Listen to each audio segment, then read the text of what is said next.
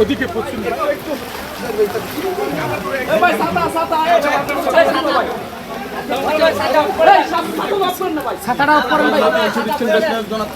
উপহার অসুবিধা নাই।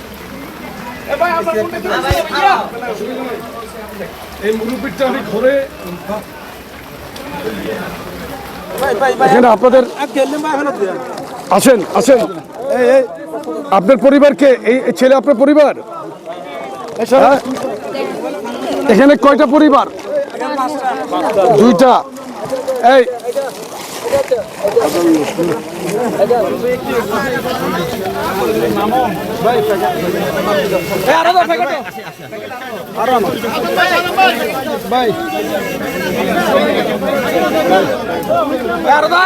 আমরা ঢাকা থেকে ত্রাণ আশ্রয় কেন্দ্রে আমরা ত্রাণ দিতেছি, ঢাকা থেকে আসছি।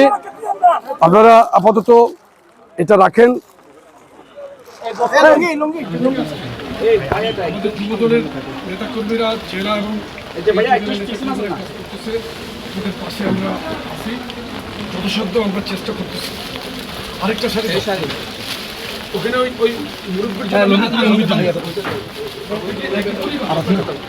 বার্তা দিয়ে দিয়েছি এবং জেলা লেভেল থেকে উপজেলা লেভেল পর্যন্ত কিন্তু প্রতিদিন কিন্তু আমাদের কাজ চলছে। আপনি জাতীয়তাবাদী যুবদলের পেজে আপনি ঢুকলে দেখবেন যে আপনি আমাদের কর্মকাণ্ড কীভাবে বিস্তৃত আকারে চলছে।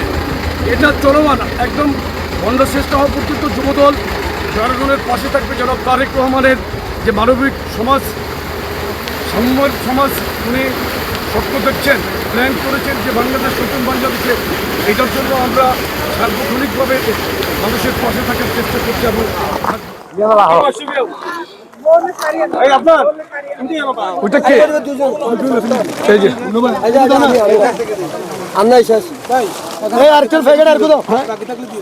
ঠিক আছে, বন্যা এবং দুর্যোগ শুরু হওয়ার সাথে সাথেই কিন্তু আমরা সমস্ত আমাদের কেন্দ্রীয় দপ্তর থেকে আমরা জেলায় জেলায় বার্তা পৌঁছে দিয়েছি বন্যা দুর্গত মানুষের এলাকাবাসীর পাশে থাকার জন্য। এবং আমরা মেডিকেল টিমও করে দিয়েছি, কেন্দ্রীয় মেডিকেল টিম।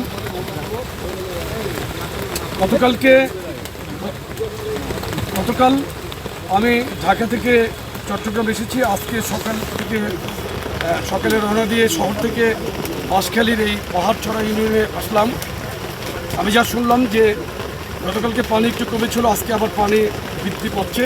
আমরা এখানে আশ্রয় কেন্দ্রে গিয়েছি, মেডিকেল ক্যাম্প যেখানে করেছি সেখানে গিয়েছিলাম।